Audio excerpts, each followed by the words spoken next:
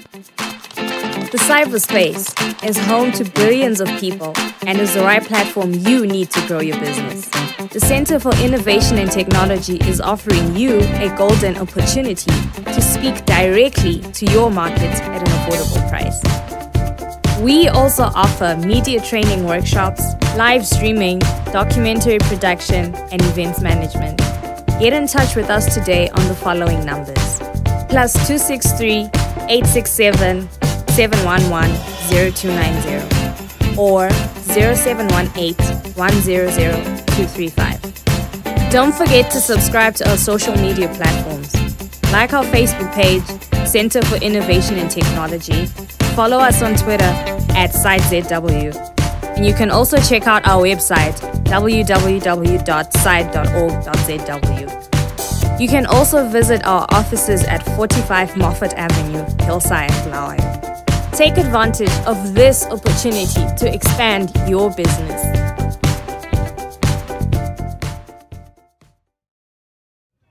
Greetings to you, our beloved audience. Once again, you are watching today's edition of the program Asakhe, a program which explores issues that are happening in our communities with regards to agriculture, mining, education, human rights, and other community development related issues. Today, I am bringing issues that are happening in Mpumelelo village in Nkayi. With me here, I've got Stembiso. Okay. With me here, I have Spongile Chuma, the secretary for the action team of Habakkuk Trust, the organization which organizes events that surround discussion on human rights issues. Welcome. Okay, welcome. Siyathaba ukuhlangana lani ku site lingazethula bese lisitshela ukuthi lingubani lapha esigabeni njalo likusiphi isigaba namhlanje. Mina nginguSpongile Chuma, Nkayi kuwa 22. Ngingu action team ya Habakkuk Trust, ngingu secretary. Habakkuk Trust pha ikakhulu yafika isifundisa ngamalungelo of which amalungelo lawa awasabanjwa ngendlela ebazalini lebantwaneni. Abazali are abused by abantwana ngama rights wona lawo because ngendlela yokuthi labo abantwana lanxa befundiswa ngama rights wona lawa lapha ezikolo babatshela ngama rights kodwa bengabatsheli ngobuyithi bethu, ubuntu bethu, ukuthi vele umthetho esikweni lethu kumele siubambe njani. Laloba i-right ikhona, kumele babafundise la ngobuyithi bethu, ubuntu bethu, ukuthi singabantu ngemvelo la ngomdabuko wethu. So iHabakkuk Trust lapha yikho libona iyenze ama games wona lawa agoqela kakhulu i-youth. I-youth ayisabambeki. Lapha sizama ukuthi sincedisane laba Habakkuk Trust. Basilethela njalo abavela la ku human rights ukuthi kufundiswe ngendlela ngama human rights lawa angasabanjwa ngendlela.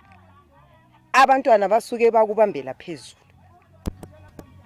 Ama rights abo exactly angikholwa ukuthi bayakwazi kahle kahle amalungelo abo abantwana. Ngoba abazali sebe abuswe ngabantwana. Kwakuthiwe abazali ba abuse abantwana, but ama parents yo ase abuse kakhulu ngabantwana. Esigabeni sethu la. Futhi ngithemba ukuthi nxa iHabakkuk Trust so ibuya lama games wona lawa kungasehlisela lokuzithwala kwabantwana be-under age. Ngoba khona ukhiyana ukuthi ilungelo ngelethu abantwana sebakubamba kubi baze benza into ezingafanelanga be-under age. Bese ngizwile laphana ukuthi kule ndlela ke abantwana asebengasaphathi kuhle ke amalungelo abo njengokufundiswa kwabo ke.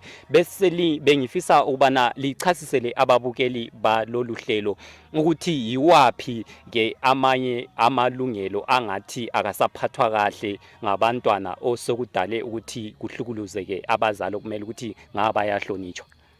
Abantwana laba anti kulamapholisa wona la abhoda ngezikolo efundisa abantwana. Asebafundisa abantwana ngamalungelo ukuthi bona bazimele beyibo bodwa. Kodwa ukuthi lapha abantwana laba balabantu ababakhulisayo abasakunanzeleli kangako. Ngoba umntwana yakho ukuthi mina ilungelo abazali hayi abuse amalungelo wami. But do they know kahle amalungelo lawo ayibo asabe abuse ngabadala? Yikho esikukhangelelayo ukuthi abe human rights sasicela ukuthi ababuye bazongenisa inhlelo kumbe kusezikolo kumbe kungaphi kumbe benza ama workshop ukwenzela ukuthi abantu abethu laba babafundise kuhle ngama rights lawo. Siyabonga. Njengokuba ke inhlanganiso lezi ke ezizimele zodwa ezinjenge Habakkuk Trust ke eliyingxenye yakhona libone ngathi ke zilomlando bani ke inhlanganiso lezi kulolu daba ke esiluphetheyo lapha? Yeah, baqala babuya Bakidzanani Trust sabatshela ukuthi thina asisaphathekanga ngabantu abethu labesibazalayo. Sicela ukuthi abantwana kumbeni nxa lingathola abantu abe Human Rights Association babuye la bazoxoxisana lathi. Babuya bazoxoxisana labazali ngama human rights, labazali bakhalaza ngalokho ababekhalaza ngakho.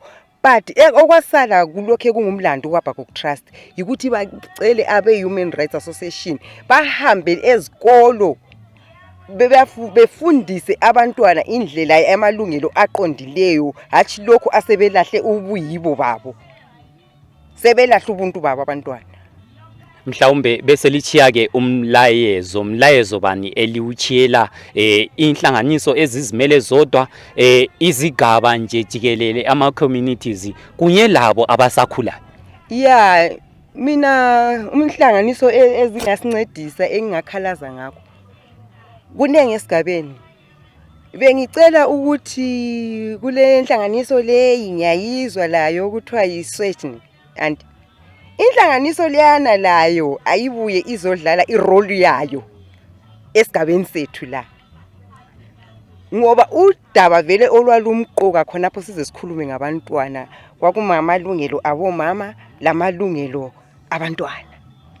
So besicela ezinye inhlanganiso siyakwazi zinenge ezimele omama kulabo twine Nkayi Development Trust labo Swetni anti bamelele omama.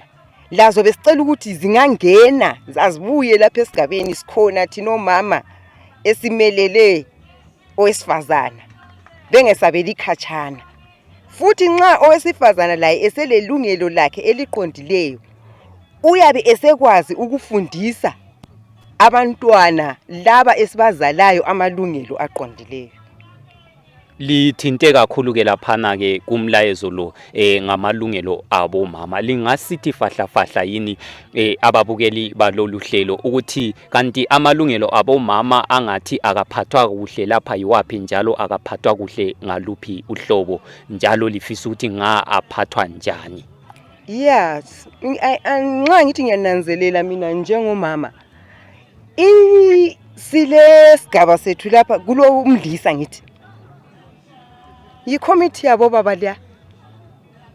Akula mama kumbe ongisabhuku kumbeni e-committee yabo komlisa kube lo muntu wesifazana. Sikhala ngomuntu ozamela owesifazana gobo baba khona phana e-committee yona lana eyabomlisa.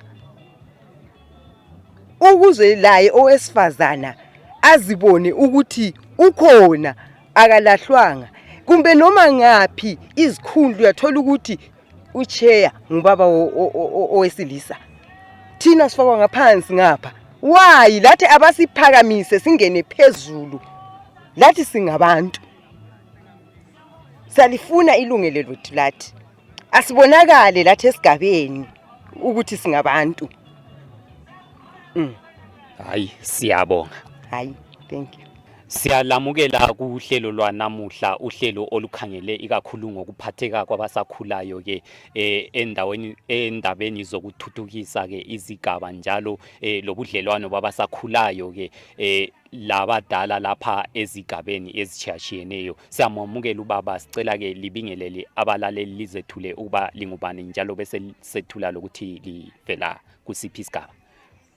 Siyalibingelela lathi mina nginguBernard Maphosa umvillage head walapha eMpumelelo kuward 22. Ngingu action team we Habakuk Trust. Njalo ngumvillage head we ward 22. Lingasichasisela ke baba ukuthi lapha ukuphatheka ke kwabasakhulayo ke kundaba zentuthuko zokuthuthukisa izigaba kunjani, bakuthakazelela kangakanani abasakhulayo? Phakathina kwalaba abasakhulayo sibili balendlela zokuthi bona ngokwabo abasahloniphi abazali. Bengahloniphi abazali lanxa nje sihamba lapho esihamba khona thina abazali njengabaphathi babo, abazali babo nxa behlangana lathi ababoni ukuthi nangumuntu omdala, behamba labanye abesintwana besifazana lejaha, ababoni ukuthi nangumuntu omdala. Kudala sisakhula sasibalekela abadala, bona ababaleki, bazimela nje endleleni, nxa mina umuntu omdala ngize ngiphambuke endleleni. Yiyo into ekhanya ngani abantwana abasaboni ukuthi kulomuntu omdala phakathina kwesigaba. Likhulumile laphana ukuthi lingu village head and ngokwazi kwethu ke sazi ukuthi o village head bayaphatheka kakhulu ke kundaba zona lezi ikakhulu ezenzakala ezigodini lezo abazikhokhelelayo. Sokukangakanani ke labo abangaphansi kweni besiza le ndaba lezo ke ezokungahloniphi kwabantwana, njalo seliziphathe kanjani njengomkhokheli wesigaba? Isikhathi side sibili sihlala labo, sisuke siyehlanganisa, sibize abazali babo, abantwana, kodwa ukuzwisisa bengezwisisi. Bese kukhanya ngani kuthiwa nxa sisithi siyakhuluma thina siqambela abantwana bezakhamizi amanga, kodwa kuyinto eliqobo ukuthi khona sikhuluma iqiniso, ngoba siyababiza sikhulume labo. Abadala bathi bona uyabe ani umntanami indaba abakhe bengabakhulumisi ngalindlela, kanti siyabe sikukhangele sibuye sizotshelwa yibo bona ukuthi umntakazi wathi umntanami. Sibahlanganise kodwa kungabi lokuzwisisana, kugcine indaba yakhona isithuthuka kwesinye isikhathi ize yefika kubaba umlisa, enye ize yefika lemapholiseni. Nxa bengabantwana abancane abangaphansi kwe age emfitshane, kugcina bekatswa ngamapholisa. Kugcine khonapho bese kuthiwa khona amapholisa bavumelana lamasabhuku ukuthi khona abantwana kabatshaywa, kanti kuyabe kuyindlela sithi siyakhuza babe bengabulawa abantwana, babe katswa nje ngoswazi kuphela. Ngiyananzelela ke ukuthi libalisile ukuthi ekuzameni ucubungula ke indaba ke ikakhulu zokungahloniphi kwabantwana kuya kungenele abazali ke mlando bani ke eliuchiyela ke abazali labo abancedisana labantwana ikakhulu ekuqhubeni indaba lezi zokungani ziletha lokudelela phakathi? So ke thina sasithi ebazalini, bazali liyakubona ukuthi abantwana nxa sisithi siyakhuza abantwana, njengoba mina ngingu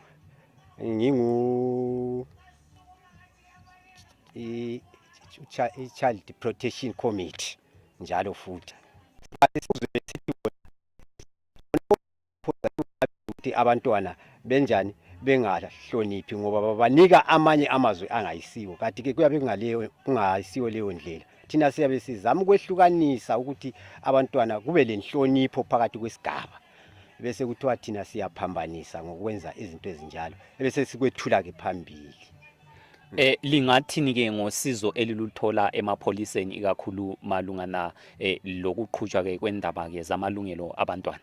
Amapholisa babagcine besithi kungcono abantwana bona abangaphansi abangakafikisi 18 years, ungaba ngcono babuye bahlanganiswe sikhulume labo thina. Yinto vele eyakenzakala khonapha esigabeni seward 22, bayahlanganiswa abantwana bangani bayezwa kodwa bangaze bezwisisa, baqhubeke besiya phambili. Yikho okwenza ukuthi kungani kakuqhubi kahle ebantwaneni.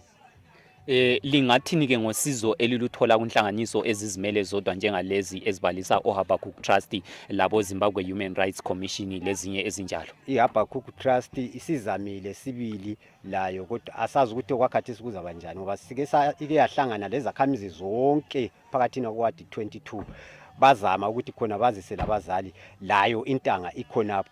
Asazi umbe kuzatshintsha okwakhathi sisakhangela ukuthi khona ngabe kuzaqhubeka kusiya ngaphi kwendawo. Bese sikhangela ke usuku lwanamhlanje, likhangelele ukuthi usuku lwanamhlanje ke lube lempumela enjani? Abantwana njengoba iHabakkuk Trust iyenze idili elinjengaleli sileqiniso lokuthi ngxe bazaphose bezwisise ngelanga lanamhlanje.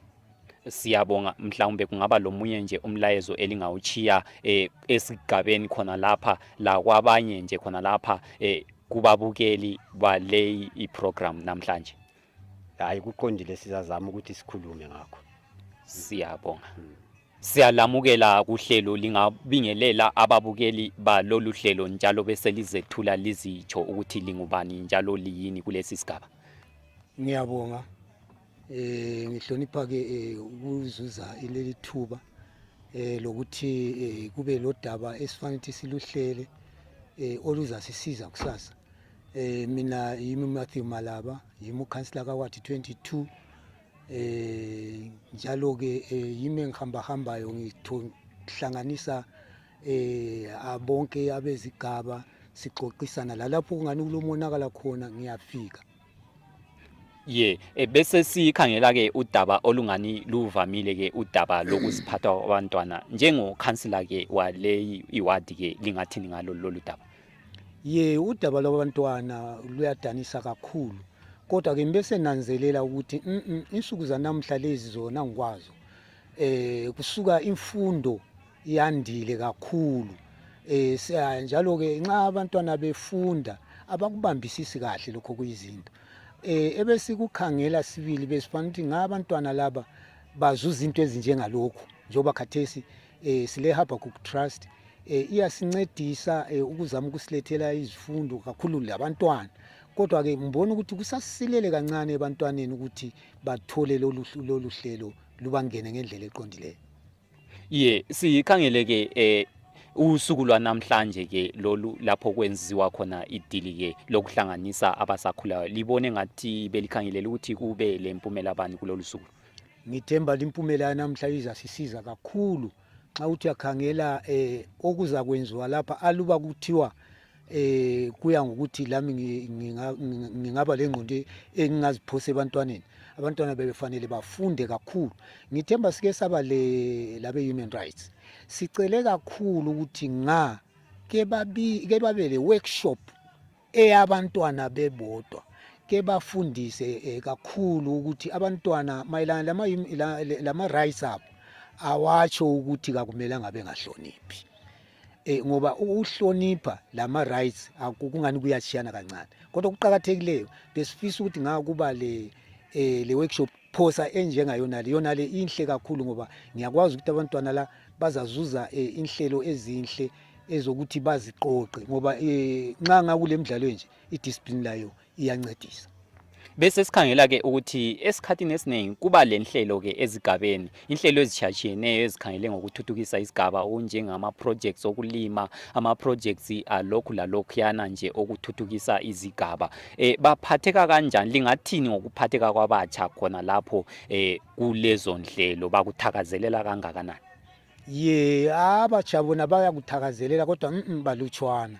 Yikho bengisawuqinisa ukuthi aluba kuyenzeka mpela luba kuthiwa kuyinto nje engaba ngiyamasinya, ke bafundiswe abantwana okucacileyo sibili kakhulu, ngoba bayasilela, ngoba kwesikhathi lemihlanganweni esiyibizayo uzafica ukuthi abatsha balutshwana, kodwa ke ngibona lokho kungena kancane kancane, ngoba nxa usiba lamabhola so kulosizo olukhona, ngoba kumabhora abo baza kuba lama agendas abo, baza kuba lama proposals abo, kuzasiphathisa lokho ukuthi bathole ukunanzelela ngentuthuko. Kungabe kukhona yini okunye elingafisa ukukuchiyela ababukeli balolu hlelo njalo yikuphi lingakutsho? Kakhulu ngiqala kini lina elisithathela iminasinga izinto ukuthi lisihambisele kwezinye indawo. Siyacela sibili kube lo sizo lona lingadini kakhulu ke kube sokuthi laba abadlali laba kuthiwa kuyafisakala ngakuyenzeka laba abantu babambisise babonisise futhi ukuthi kubanceda ngapi kwakhona bakuhlolisise kungakuba umdlalo nje kodwa bahlolisise ukuthi kubancede ngapi ngoba ungazudlale kuphela ungazi ukuthi utholeni ungqondo bani kungasikuthola kwenzuzo akube lokutholakala kwengqondo lokwelulekwa ezintweni ezinjengalezi eziqondile ngoba ngiyakwazi ukuthi lapho kulomdlalo khona kuvele idiscipline kayiswelakali. Ngiyabonga. Siyabonga dade ukuhlangana siyakwamukela kuhlelo esingalo namhlanje ungazethula ubusubingelela lababukeli balolu hlelo. Salibonani balaleli mina ngingusithembiso Dube ngiku action team ngingu youth taxi ku action team njalo ngingu Mrs Ncube engithanda ukuthi ngikutsho kuma youth into ekhona kuma youth thina sinanzela ukuthi amalungelo siyawafundiswa but asiwabambi ngendlela eyiyo ukuthi siwafundiswa njani. Ngiyezwa ukuthi ilungelo lami ngelokuthi ngenza ukuthi so ukuthi ngazi ukuthi nxa ilungelo lelo lingilileli umlando wangikhona okumele ngivele ngiwenze yiwuphi ngiyabe ngingakabi kwazi kwakhona ukuthi umlando wami yiwuphi. So ama youth thina amalungelo asiwabambi ngendlela ukuthi ngabe kuyenza kuya izinto zangikhona ngaba gcila kakhulu ekufundiseni ama youth kube yiwo athuthukayo ngoba kunje ezinhlelweni eziningi ezenzakalayo ama youth balutshwana abakhanya beparticipate khonapho abafuni ukuthi bengene kuma development structures ukuthi ngakuyenza bengene kuma development structures kungenza ukuthi ingqondo zabo zibuye bebekwazi indlela yaphambili ukuthi bengenza njani. Ubalisile laphana ke dade ukuthi abasakhulayo ingathi indaba le yamalungelo basuka ke sisuka ke abasakhulayo lisuka ke liphathe ke ngenye indlela ke engathi ingaphandle libone ngathi ke yikuphi okubangela ukuthi le ndaba ke yamalungelo iqinisa iphethwe ngalendlela engaqondile. Lapha ninanzelela ukutheni ekuhanjweni kufundiswa ezikolo nanze ukuthi enxenye yikho lapho ongabe kusiba lamaphutha khona ukuthi abantwana befundiswe ngendlela amalungelo abo ukuthi ngaba yagxila kakhulu kumalungelo abantwana babafundise bebatshele imlando yabo bebafundise inhlonipho mbona ngani lapho kungenza ukuthi iyouth yesigabeni sakithi ikhanye ilokuthuthuka ibone lapho eyakhona. Bese sikhangela ke silandelele laphana ukuthi ubalisile ukuthi abasakhulayo ingathi kundaba lezi zama projects ayo intuthuko ingathi abathakazeleli ukusondela ngobunengi ba yiziphi ke imbangela zakhona obone ngathi yikho sibilo kuyisiqokoqela ukwenza ukuthi badlalele khatshana. Into ikakhulu engisuka nginanzelele ama youth amanengi lawa athi nxa ethe ahamba ezikolo ilawa agcina kubo grade 5 grade 7 ala Mpumelelo ukuthi adlulele phambili.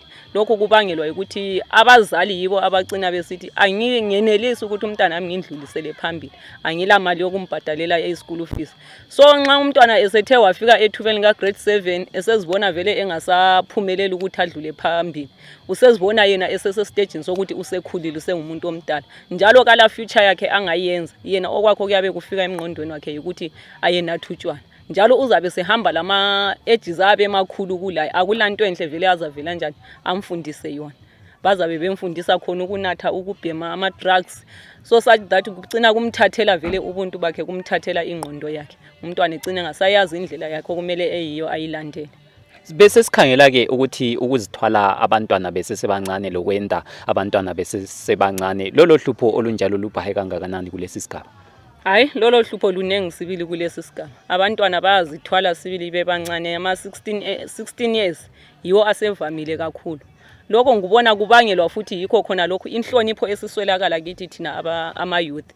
Ngiyabe ngingasakwazi ukuthi nxa ngithutsha umuntu youth nxa ithutsha ihamba ilejaha iyabe ngasakwazi ukuthi lo ngumuntu omdala kumbe asomuntu omdala ngoba kunje uyaqhubeka njalo okunye thina abazali babantwana sisuka siswele futhi ukuthi singabafundisa sithina abantwana ngoba umntwana la nxa usuthe wambona ukuthi uhamba lejaha wenza into engayisiyo emncane kunzima ukuthi umuntu omdala amkhuze ngenxa yokuthi lapha ebhumeni ayabe suka khona wena ungazumkhuza umntwana afika sisapote ebadaleni wena uma mkhuza ngosusiba le problem kakhulu umzali womntwana ngakho ekhaya afika kuchingele so yikho okwenza ukuthi abantwana bethole igunya lokuthi benze noma yini abayifunayo beswele inhlonipho. Bese sikhangela ke umsebenzi wanamhlanje ke ukuthi umsebenzi lo ke uqoqwe yinhlanganiso ezizimele zodwa. Ungathini ke umlando bani ke ochiya kunhlanganiso ezizimele zodwa ikakhulu nxa sixoxa ngodaba lolu ke oluphakathi olumayelana lobudlelwano phakathi kwabasakhulayo labazali babo lapha ngokuziphatha kwabo? Umlando engichiyayo kunhlanganiso lezi ezizimele zodwa ngithi ngabe kuya ngesifiso sethu thina ama youth esenelisayo ukuthi si-attend izinto ze-development ngaba agxila ikakhulu kuma-youth wona lawa akhona esigabeni afundiswe aze abekwazi ilungelo labo ukuthi bona vele esigabeni umlando wabo kumele bewenze ngowani ukuze labo bethuthuke njalo bethuthukise isigaba. Bese sikhangela ke ukuthi mhlawumbe ulakho ofisa ukukuchiyela ke njengomlayezo mhlawumbe singakafiki khona lapho sikhangele ke usuku lwanamhlanje ukuthi lapha kuqoqwe idili elingaka ehlanganisa abasakhulayo ke ukhangeleleni ke kulumcimbi? Engikho engikukhangelele kumcimbi lo wedili lanamhlanje ngikhangelele ukuthi ama youth akhona namuhla abone indlela eyaphambili achiyane lezinto eziningi lezi ezenzakalayo abe lengqondo elomqondo okhaliphileyo esuke kulezi izinto ezingeke zabanceda ngalutho ekugcineni. Mhlawumbe ungaba lo mlayezo nje ongabachiya ke ongawuchiya kwabasakhulayo inhlanganiso ezizimele zodwa kanye la kulabo ababukele lolu hlelo ngalesi sikhathi? Hayi engikuchiyayo umlayezo yikuthi ama youth asibambaneni sithuthuke siye phambili la kunhlanganiso lezi ezizimele zodwa abaqine befundise kakhulu ama youth maybe angagcina eselendlela engcono yokuya phambili. Siyabonga. Siyabonga. Siyakwamukela kuhlelo lwanamhlanje ke sikubingelela sicela ukuthi uzethule ubingelele ababukeli balolu hlelo obusuzethula ukuthi ungubani njalo usuka kusiphi isigaba. Mina nginguDominic Moyo ngisuka eNkayi ngapha kuwadi 29. Siyabonga. Ungasithi fahla ke ngokuthi sikhangele uhlelo ke usuku kumbe ngithi usuku lwanamhlanje ke njengabasakhulayo ke liluthakazelela kangakanani lizithakazelela kangakanani ke inhlelo ezinjengalezi ezenzakalayo namhlanje lapha? Uhlelo ngiyalithakazelela ngoba akazakala encinye bakhona abazosikhangeleyo ukuthi lami ngadlala ibhora kusasa angantopha ukuthi ngiyebona phambili impilo. Yekho engikukhalele ukuthi liyabe luhlelo lurati kakhulu liyancedisa labantu lokuthi imisebenzi yethu nje iqhubeke kuhle. Bese sikhangele la ke kunhlelo eziphathelane le development ama projects ungasichasisela yini ukuthi njengabasakhulayo balesi sigaba ikakhulu lithakazelela ziphi inhlelo apha ama type ama projects? Mina kwelami side anjho ngivele ngidila ngama project but engelakho isponsor nyenze senkukhu nyenze senkomo yiyo ama project akhona abafana babeswela istart ukuthi bengaqalisela ngapi yikho kwenzakalayo inkosi yami. Bese sikhangela ke ubudlelwano benu labadala izakhamizi zesigaba khona lapha ungathini ngabo bunjani ubudlelwano bakhona? Hayi kansole ukuthi abadala bayazwanana ngoba akubabe ngasolo ukwenza babe sithi ukuthi ngabe lenza njengomfana lwana kwesinye isikhathi labo befisa bebuye benika ama advice njengabantu abadala.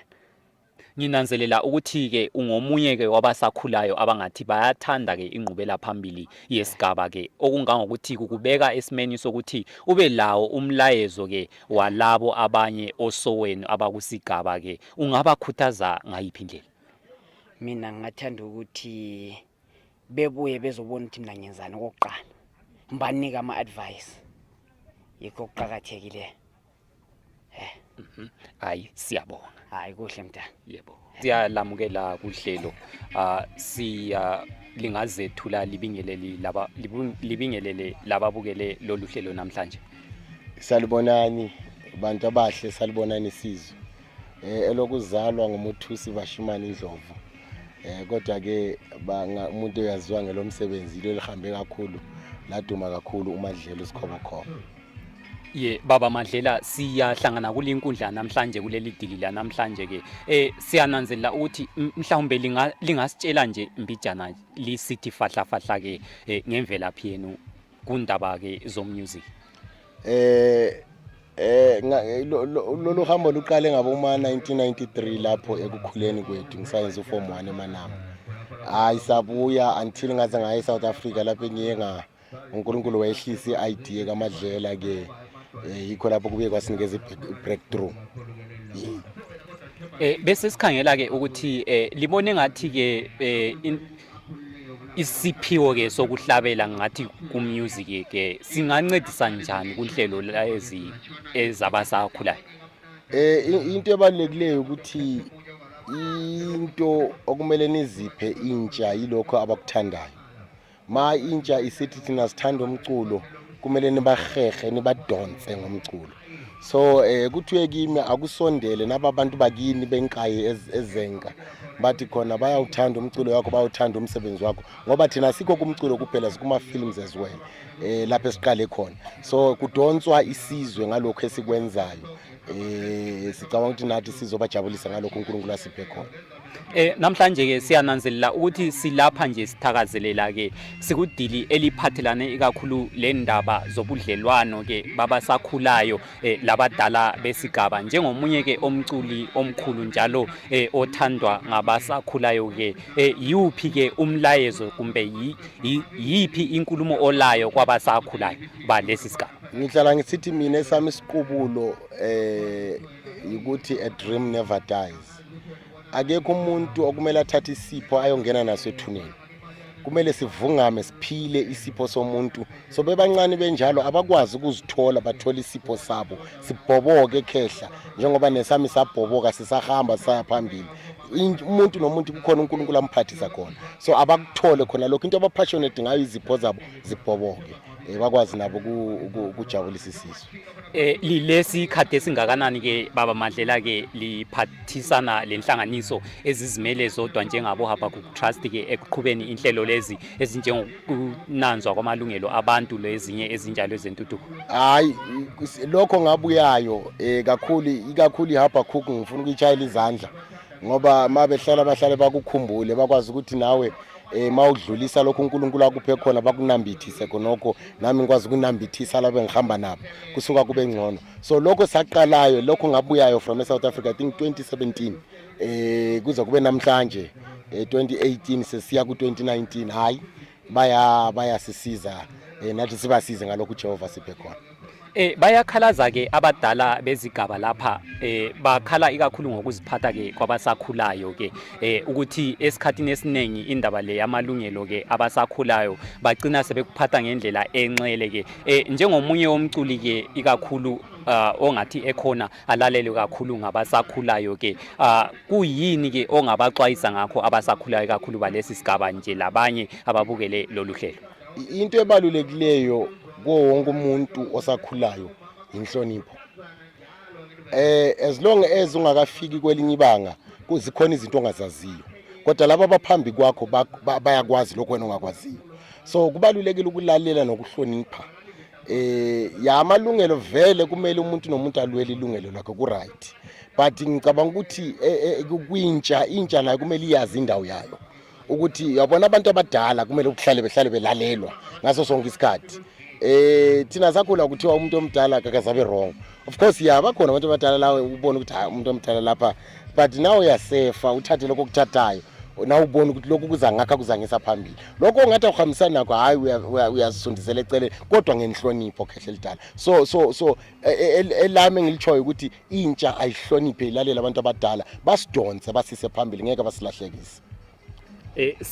Siyananzelela ke ukuthi ke namhlanje lusuku lolu olwanamhlanje ke yini impumela eliyikhangeleleyo ke kulolu suku lwanamhlanje njengoba sokuhlanganiswe abasakhulayo abanengi abavela esigabagabeni ezitshiyatshiyeneyo? Ngicabanga ukuthi njengoba ubona ukuthi sekugcwele kangaka abantu babizwe ngokuthi bazodlala isoccer netball bazozwa nomculo sibanikeza kubalulekile khonokho ngoba into ehlanganisa abantu ngobuhle into right and then Habakkuk ibisidlulisa lokho ekudlulisayo ngibo but okubalekile ukuthi badonsekile badonswa ngalezi izinto abazithandayo kodwa uzani izolalela sikwazi ukuthuthukisa isizwe sithuthukise amakhaya akithi sikithi la eNkayi. Siyananzelela ukuthi ke amathuba ke amanengi ke asezayo phambilina ke umculo lo lama films ke eliphawo ke liza kusebenzisa njani nxa sikhangeleke indaba lezi ikakhulu kuhlanganisa umculo le ndaba zabasakhulayo. Ukuhlanganisa mina I strongly believe ekuthini ukuthi intsha yiyo ephethe kusasa. So thina singabe sikhona namhlanje kodwa kusasa sihambe sidlule. Babuya abanye abangena ezicathulweni zethu endaweni zethu njengoba nathi sifike sathola phambi kwethu kunabo majiva nabadlula sikhona thina ithe sijabulisa isizwe bakhona bazobuya ngemva kwethu. Umsebenzi wethu thina ke manje yikubalolonga yikubabonisa indlela ukuthi hayi gents thina sihambe la sokukuye ukuthi uyalalela kumba ulaleli na kodwa wethu umsebenzi ukuthi sibabonisa indlela balandela abalandela khona. Mlandu bani ke eliuchiya kwabaculi ke kunye labaphatheka kwezama films ikakhulu nxa likhangele ukuncediswa kwabasakhulayo. We have for far too long especially art yasemathebeleland iphansi due to many reasons. Ekunye ukuthi mhlawumbe abantu bakithi abakabi nebelief enough in our products as Mathebeleland artists. But ngibona ngathi it is time we brought dignity to art yakithi ezabantu ama-artists asemathebeleland.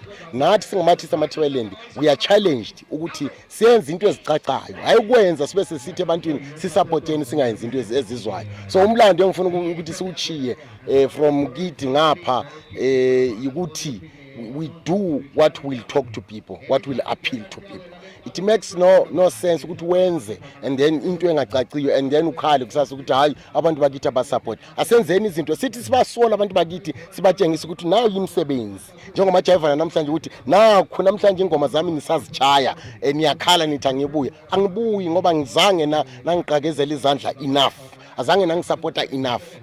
So ngicabanga ukuthi nathi sinomlando njalo. Bese sikhangela ke ukuthi sesifika ke emaphethelweni ke alingxoxo namhlanje ke mhlawumbe lingaba lawo umlayezo eliuchiya kwababukele loluhlelo kwabasakhulayo la kunhlanganiso ezizimele zodwa kanye labaculi nje ikakhulu ekuphathekeni kwendaba zabasakhulayo yipi.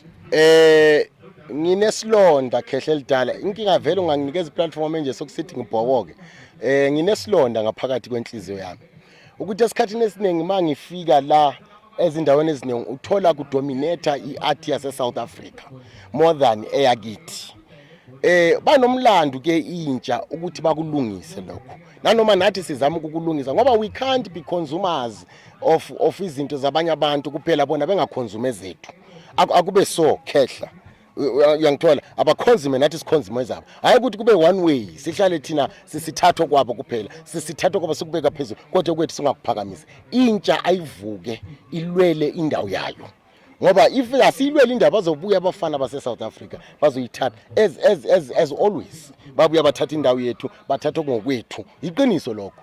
And angikutsho as a bitter man ngikhuluma nje iqiniso lemsulu iqiniso wonke nobani okwazi ukuthi iqiniso. So it is time sithethe nathi indawo yethu ezama-artist akobulawayo ama-artist asemathebeleland sihloniphane singathi singahloniphi umuntu kuphela mayisevele ku-South African TV sithi hayi usemkhulu ngoba usevele ku-South African TV asibahloniphi umuntu onetalent akahlonitshwe for italent lakhe. Ngingaze ngiphume endleleni igcine njaywa hayi siyabonga hayi kubonga thina khehle. Yebo siyalamukela kuhlelo lwa namhlanje lokhe sikhona phana ke Mpumelelo Nkayi lapha ngilabasakhulayo ababili abazazethula lingazethula kubabukeli balolu hlelo. Salibonani mina ibizo nginguGracious Ndlovu ngisuka eNkayi ku Ward 29. uGracious lo khulumayo yena kwezokuqeqesha ungutitsha ufundele ecollege ye UCE. Thank you. Salibonani mina ibizo ngihlonipho Sibanda ngisuka eNkayi ku Ward 22 eBelmont. Ekuqeqesheni mina ngingu electrician. Ngisafuna ukuqhubekela phambili futhi ngenze i mechanics kusehla kusiya khona le.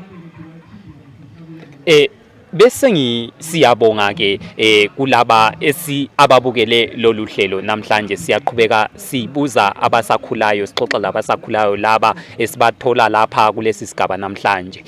Bese ngikhangela ke ngibuye kudade lapha uGracious.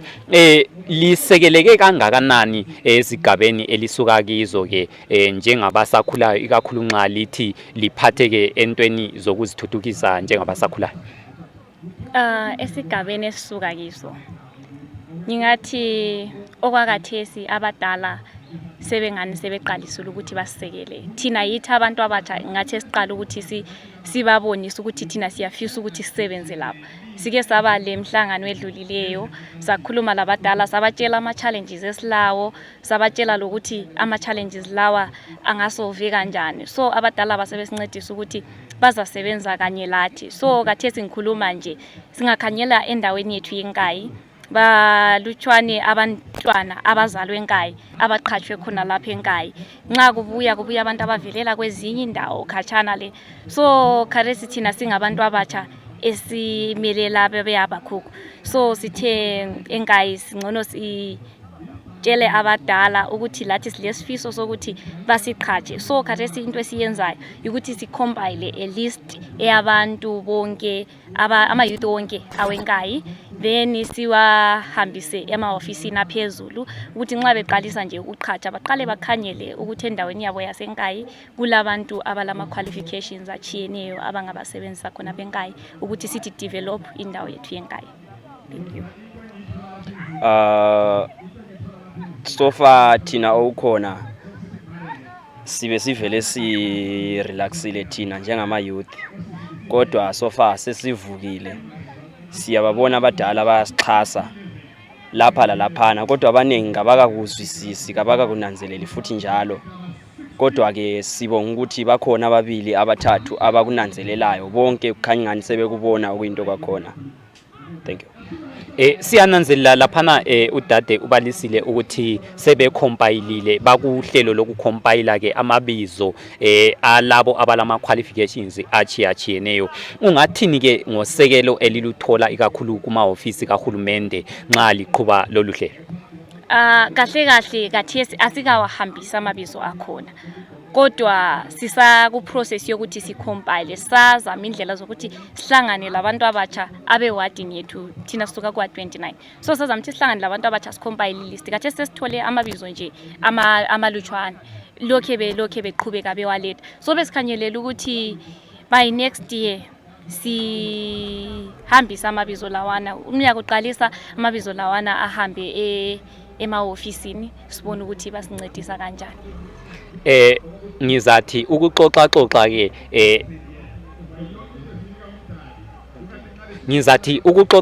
ke sikhangele ke sigcile kudaba lolu ke olokuthakazelela isikolo. Udade uzakhuluma ke kuhlangothi emele abesintwana abasakhula ukuthi bathakazelela kangakanani ukuya esikolo ngokubona kwakhe. Lo bhuti laphana uzakhuluma ke kuhlangothi lwabesilisa abasakhulayo ukuthi bathakazelela kangakanani ke indaba zokufunda. Singaqala ngawe dade. Okay. Abantwana basendaweni yakithi kuwa 29. Isikolo abaningi bakhona bayasifuna sibili, bahamba sibili esikolo. Kodwa bese kusiba lama challenges abahlangana lawo. Bese esikolo benjalo basuka behlanganela ama challenges angazi ukuthi ngawani, kodwa like abaningi bagcina bechiya futhi isikolo ngenxa ukuthi abanye baze bezithwele. Baphuma ezikolo umntwana ayisezithwele kasaqedisa isikolo. Abanye njalo bahlala endaweni ezikhatshana okubenza bagcine behlala phansi bengasayi ezikolo ngoba izikolo ezinye zisikhatshana lapho. Then abanye bayafunda sibili. Ehlangothini lwabesilisa bayahamba ezikolo bayafunda, kodwa inkinga sebe director ifocus yabo abaningi bakhona entweni ezingabasiziyo ezinjengezidakamizwa lezinye nje izinto sebebonakala emabhawa bebaleke ezikolo. Kodwa bakhona abanye abambalwa abakuthakazelelayo ukuba sesikolweni. Okunye futhi njalo abanye ababalisi bethu labo bayenza abantwana bangana basithakazelela isikolo ngama behavior lokunye nje okuningi okuchiyeneyo. Kodwa ke khona hayi okwamanje isikolo bayasithakazelela njalo lathi njengama youth siyazama ngazo zonke indlela ukuthi sibakhuthaze thina singama youth aseqedile izikolo, ngoba kulenye program futhi esiyiprocessayo esiyabe sihamba sikhuthaza khona abantwana ezikolo into zabo career guidance, sibafundisa ukuthi ba select njani ama combination kusehla nje kusiya khona. Yes, udade laphana ubalisile laphana ukuthi uyananzelela ukuthi abanengi ke abasakhulayo kakhulu abesintwana bagcina abanye sebekelile izikolo ngenxa yokuzithwala ke. Imbangela abani obone ngathi ke ikhona ebangela ukuthi abantwana bagcine sebesekelela nje sebegcina sebezithwele?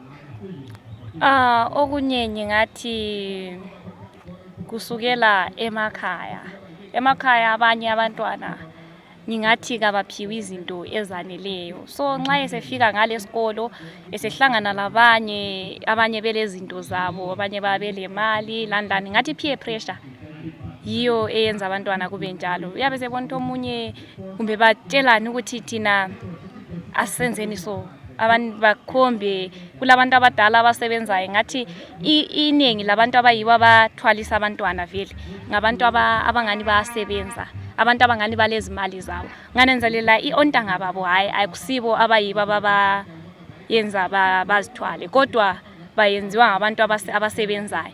So mbone ngani yikhonokhiyana ngathi i-peer pressure.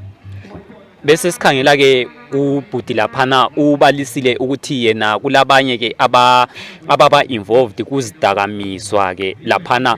Bengicela ukuthi welule kancane usitshele ukuthi ubone ngani imbangela ukuthi abantu becina abasakhulayo sebengenelana lezidakamizwa bezi abuser, kungaba kuyini? Njalo ubususelula kancane laphana ku behavior yababalisi oke wakhuluma ngayo ukuthi yipi kahle kahle oke wayibona isenziwa ikakhulu ngababalisi ke abathize. Okokuqala kulama local authorities, inengi labo baloku ngokwazi kwami imbodlela evuliweyo eyotshwala akumelanga uhambe layo 2 meters away from the bar, kulicala lokho. Kodwa bona labo kuyibo kumele bakhangela amacala lawo, babonakala bewathwele amambodlela bezihamba-hambela besenza noma yini abayifunayo. Ngezinye indlela ngizathi abafana baye bekhangelela ukuba lento leyana okuthiwa yibukhokho. Nxa bembona umuntu we-local authority esenza noma yini ayifunayo nge-influence yalokho ayabe kuthethe, labo sebecabangela ukuthi that's the right life, indlela estraight yokuphila impilo, ngoba baye bekubona phezulu phela njengoba sisitsho isakho ukuthi indlela ibuzwa kwabaphambili. Babe sebebona ingane okwezikolo kuyababambelela bagijimise okwamatshwala, njalo befika futhi emabhawa lawo bafika bathengelwe yibo labo bantu futhi lawo matshwala. And kunjalo futhi imithetho ethi no under 18 emabhawa ingane ayisasebenzi, ngeke ngunanzelela. Then on behavior, ababalisi abanengi kulezi insuku sokusiba lento zama grudges, umntwana akasakhuzwa njengomntwana wonke nje jikelele. Uyezwa ukuthi lo ngumntakabani, lo ngumntakabani, lo sesalahla leliyani isiko la kudala ukuthi wonke umuntu ongumuntu omdala noma nguteacher noma ngubani, ngoba ngokwazi kwethu umntwana ngumntwana wabazali esendlini, angasuphuma endlini uba ngumntwana wama-teacher. Kodwa ama-teacher angafika amkhalale futhi njalo umntwana uzayehluleka ukuthi akhethe kuphi athathe kuphi, ngoba vele umntwana ekhanda lakhe okugcweleyo ukudlala. Kodwa kumele ayeluleke ukuthi hayi dlala so ukuze lokhu kube nje, ukuze lokhu kube nje. Yabo. Siyabonga laphana. Bese sinanzelela ke ukuthi lingathini ke ngobudlelwano ikakhulu sikhangele ukuziphatha kwabantwana, lingathini ngobudlelwano obuphakathi kwabadala ke esigabeni ezitshiyatshiyeneyo khona lapha eNkayi labantwana ikakhulu ngendaba yokuziphatha kwabo? Engakutsho ukuthi ubudlelwano babantwana labadala ngathi ngani asisangenelani kuhle labadala. Thina abantwana labadala ngani kasisangenelani kuhle, ngoba kharesi abadala emuva le bebekwanisa ukuthi lo abendithola ngingumntwana endleleni kumbe ngimele ejaha lami lapha nxa bembona vele ngihle mbaleke but okwakathesi uyathi embona kathesi ngimele kumbe lejaha kumbe ngimelo bani mina sengihle ngisima mpo ukuthi vele engaze ekhuluma nyathi uvele ungubani mina akasomzali wami akasoni yami so akulanto angantshela yona ngingathi vele isikhathi sesiphila kiso akusela kuhloniphana phakathi abantwana kabasahloniphi abadala. The same applies lasebadaleni abadala kabasahlonipha abantwana ngoba karesi abadala uyathola ukuthi umuntu omdala ubaba sibili ongalinga ubaba womngani wami uyabuya kimi azongikhombisa azongitshela ukuthi uyandithanda okuyinto ayingayisiko. Kahle khona kuyinto lokhu sokusifa ezindlini emakhaya ngakithi ngoba ngingakhuzwa komakhelwane umama ubuya chinge athi ungubani yena okukhuzayo wena ikanti ke kudala wawukhuzwa iloba ngubani okudala ukuthi isigaba sonke silungiswe wonke umzali osesigabeni ngumzali womntwana wonke nxa umntwana ephambanisa uyalungisiswa kusesemasinya khonokho yiko sokusibulala kulezi insuku ngoba mina nginje ngisaba ukuthi inhlangane lo muntu omdala kumbe umakhelwane kumbe ubani ngithwele umhlanga weMadison kodwa omunye uyambona engakwesabi lokho ezihambela nje noma ngapi ezithwalela into yakhe ayifunayo esaziwa ukuthi iminyaka yakhe kayikavuma ukuthi angene ebhawa lokho yiko sokubulala ubudlelwane phakathi kwabantwana labazali ngoba mina mntwana lami nyabe okunye futhi okwenzakalayo abadala sebelezinye izinto abazenzayo ezingahambelani lemithetho esizaziyo thina ezenza ukuthi bangasikhuza sithi siyakhuluma lokhuyana okuthile owakwenzayo okudala ukuthi ubudlelwano bufe phakathi kwethu labazali bethu abesigabeni. Bese sikhangela ke kunjalo ukuthi kule nhlanganiso ke ezizimele zodwa ezinjenga bo Habakkuk Trust o Zimbabwe Human Rights Commission lezinye ezinjalo libone ngathi imlando bani ezilawo ke kulolu daba ke labasakhulayo lobudlelwano babo labazali babo. Kubone ngani lezi inhlanganiso zisalomlando ukuthi zibuye zingene esigabeni zifundise ikakhulu abantwana abancane ezikolweni zingene sibili zifundise anti ubeke seke wathi ubhuti eqaliseni ukuthi we've got this program esiyiplanayo career guidance le guidance and counseling konke phakathi ukuthi singene ezikolo lapha sifundise abantwana ukuthi kahle kumele baziphathe njani njalo kumele baziphathe njani ukuze babe yikho lokho abafuna ukuba yikho khona bengakhula. So sikhanyelela ukuthi singene nje ezikolo bangene basincedise lezi inhlanganiso singene ezikolo sifundisa abantwana mbone ngani kungasinceda. Kahle basalomlando wokufundisa njengoba ejila udade nothi ebantwaneni kuphela indawo zonke ebadaleni lasebantwaneni ngoba isindebele sithi sona abadala nxa bekhuluma umntwana uyaphuma edlala kodwa sokutshintshile kulesi sikhathi kodwa abadala abanengi ngabaka kunanzelela ukuthi sokutshintshile ngingabuya lolutho ngisithi ngiluzwe esikolo ngizama ukuthi endlini silethe ukubonisana kungabi lengxabano isikhathi esiningi kabasoze banizwisise bazambona ngani kumbe sokuyikudelela kodwa inhlanganiso zingafundisa mina ukuthi hayi kuyaboniswana ziye lasebazalini futhi njalo zifundise ukuthi hayi izinto kulezi insuku ziyaboniswana ukuze kungabi khona ama wastages of ama resources kumbe ukungazwanani endaweni ngiyabona.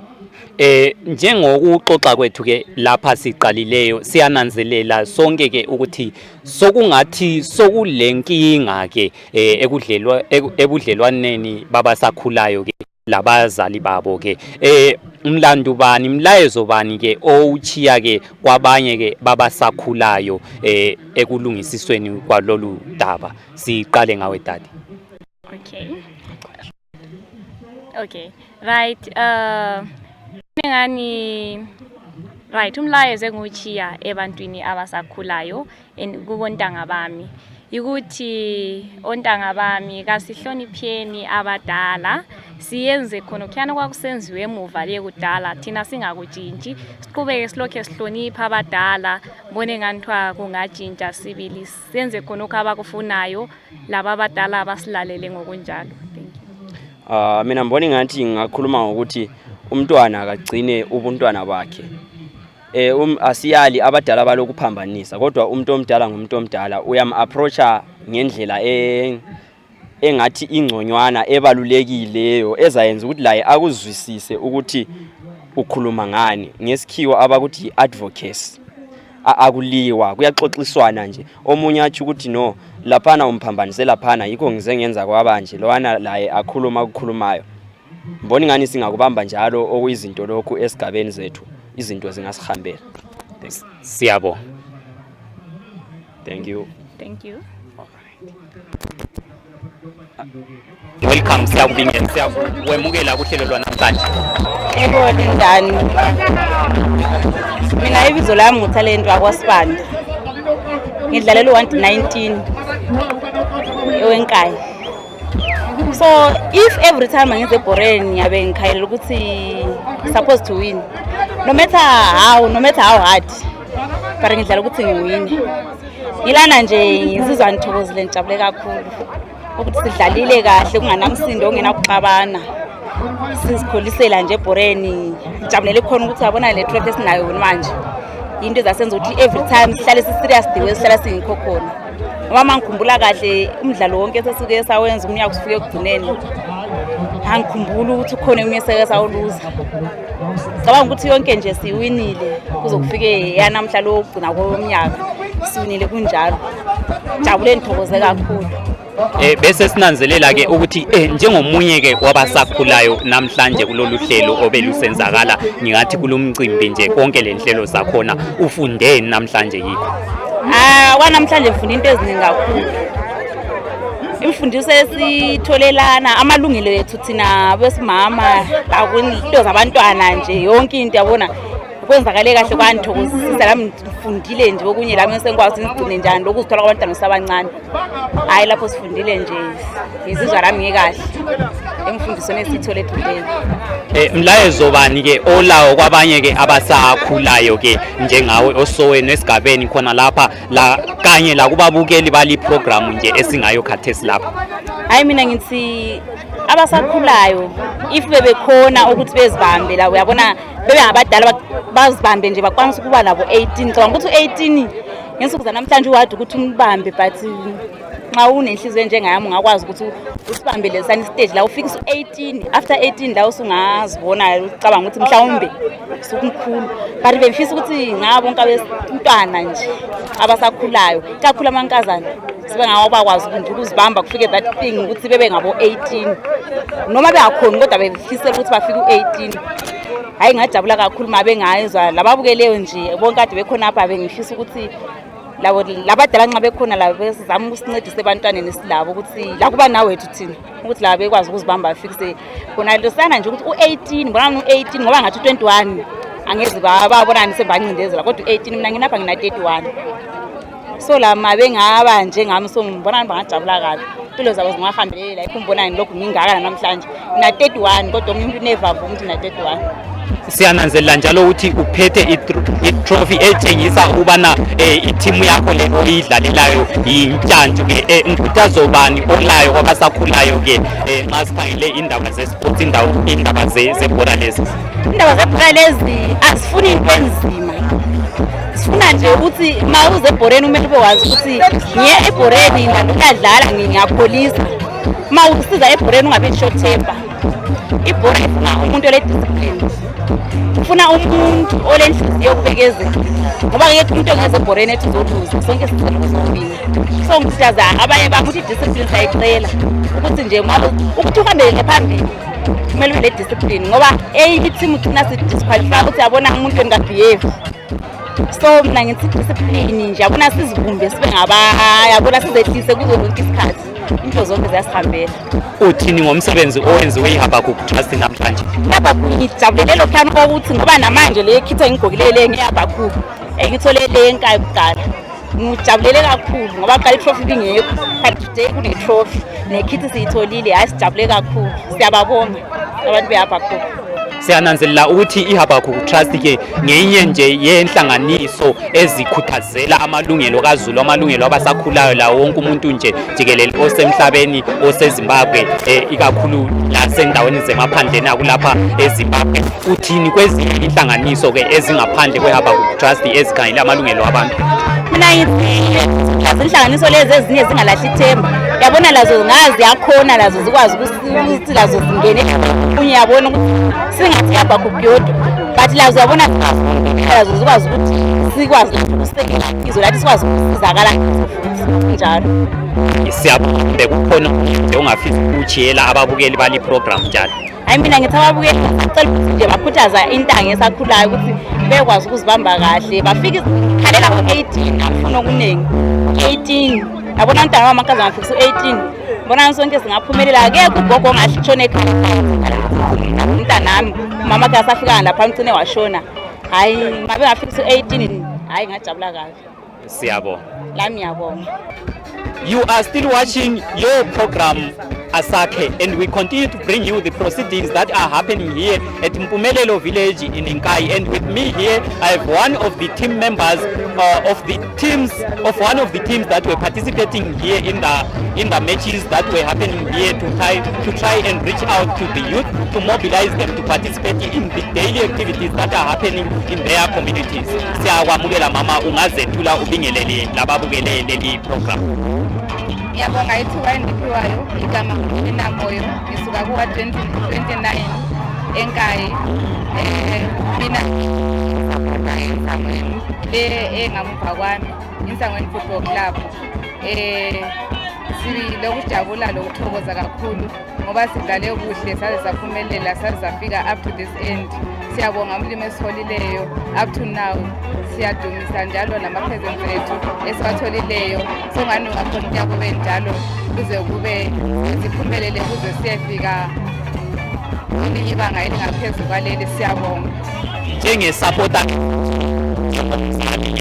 laba bantu abasemva kwakho lapha, ubone ngathi inhlelo ezinje zincedisa njani abasakhulayo?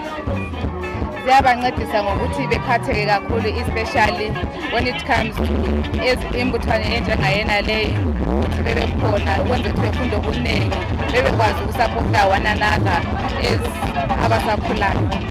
Bese sikhangela-ke injongo-ke elethwa zinhlanganiso lezi ezinjengaboHabakuk Trust, lezinye ezinjalo ezimela abalungelo oluntu nje jikelele. Uthini ngomsebenzi eziwenza? Umsebenzi wabo siyawubonga futhi uphakeme, siyabaphakemisa kakhulu ngoba babuye kuzophakamisa izigaba zethu. Sithi kabaqhubekele phambili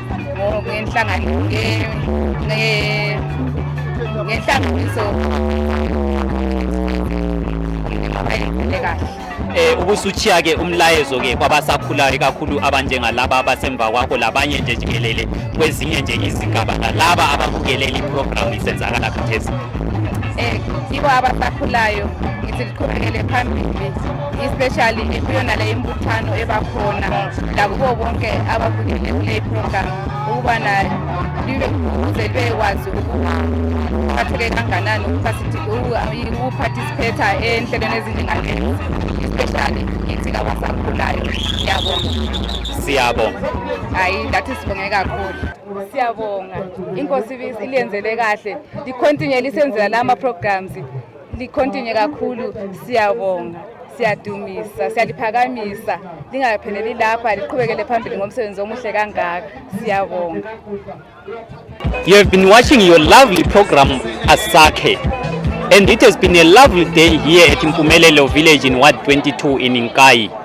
We continue to bring you the proceedings that have been taking place here throughout the day today. As you can see, the people are happy and they are welcoming the proceedings that are happening with regards to advocacy concerning youth participation in developmental issues that are happening in their communities. The cyberspace is home to billions of people and is the right platform you need to grow your business.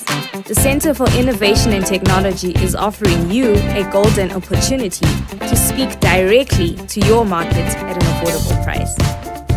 We also offer media training workshops, live streaming, documentary production, and events management.